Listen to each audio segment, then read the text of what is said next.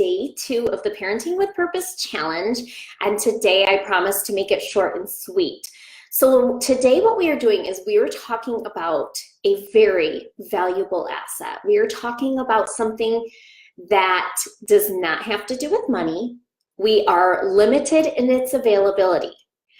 It is spent whether you like it or not, and each person is gifted the same amount daily. So if you read your email today, your daily challenge email, you know that what I'm talking about is time. Time is a valuable asset and is something that we have limited amounts of as parents. Hello, Rachel, and hello, Sarah. And so as parents, we are lacking time. And I'm going to teach you a trick today on how you can gain back some time in your life. So here's the deal.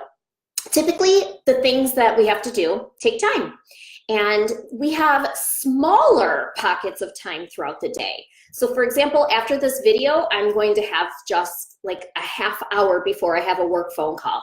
And so a half hour for my work tasks, it's really not enough time for me to get like into a writing project. It's a smaller amount of time, right? But throughout the day as a parent, I don't think I ever have a huge like 30 to 45 minute chunk of time to myself to get things done when the kids are home.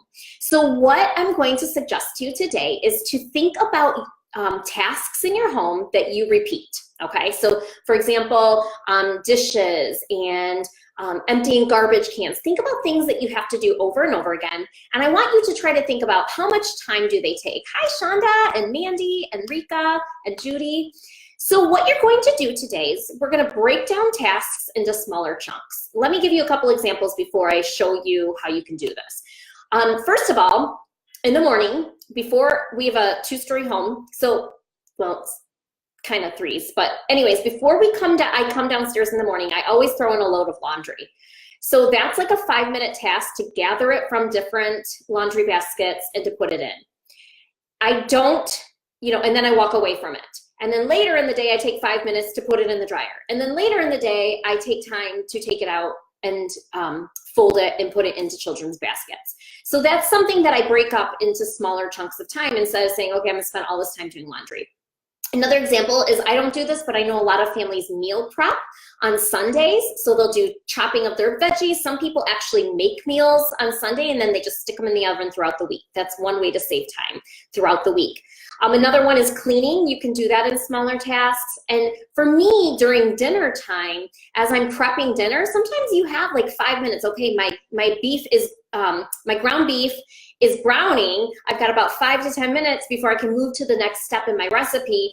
The kids are all doing something. They're all happy. What can I do in that time? I really can't walk away from the kitchen. And that's where today's activity really comes into play. So I'm going to explain to you today's activity, but I want you to really go back to the email, because in the email we have a power action on how to use your time.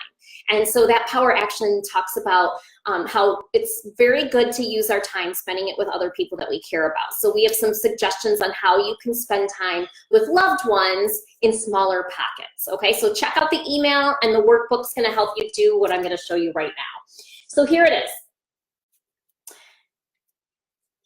Don't get overwhelmed.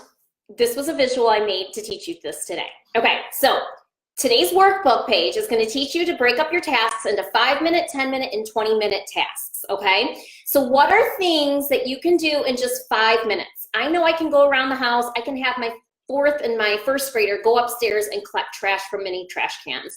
I can wipe down the kitchen drawers and countertops and cabinets, probably just one of those. I can sweep. I can get my sweeping done in 5 minutes. And I can package up snacks. So like if we have a bag of pretzels, I then package them into smaller bags so I can grab them easily throughout the week. And there's my 10-minute task, there's my 20-minute task.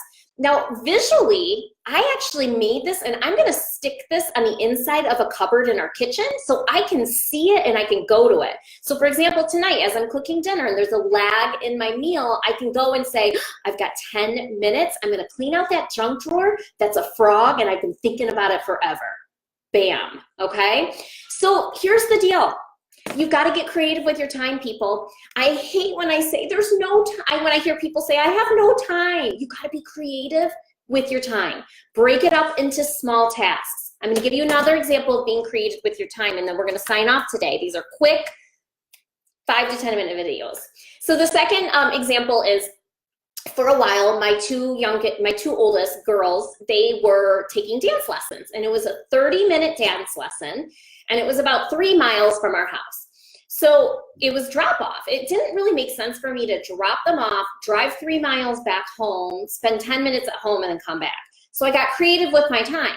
While the girls were in dance for 30 minutes, I always packed a stroller, and I walked the baby for 30 minutes around the neighborhood of the dance studio.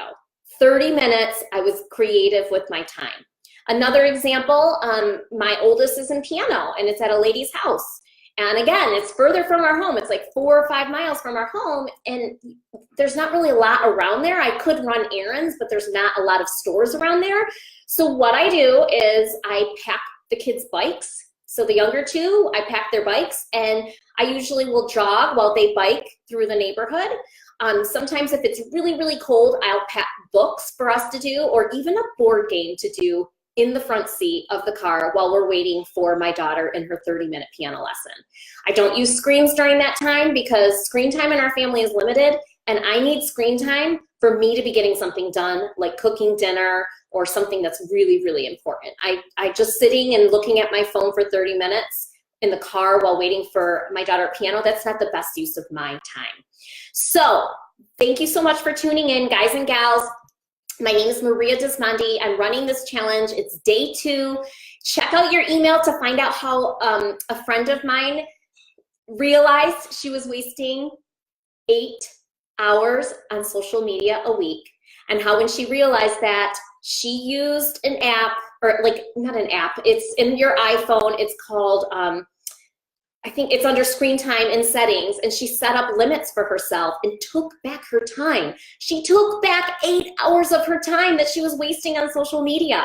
So that's an example of getting creative with your time, being aware where you're spending your time. And as parents, we want to chunk it up into little things that we can do in those pockets of time that we have. All right, everyone, I look forward to chatting with you tomorrow. Don't forget to do your workbook and tag me on Instagram, either the hashtag or Maria Dismondi Books, because there are going to be winners, first place and second place, who is posting the most on social media. Have a great day.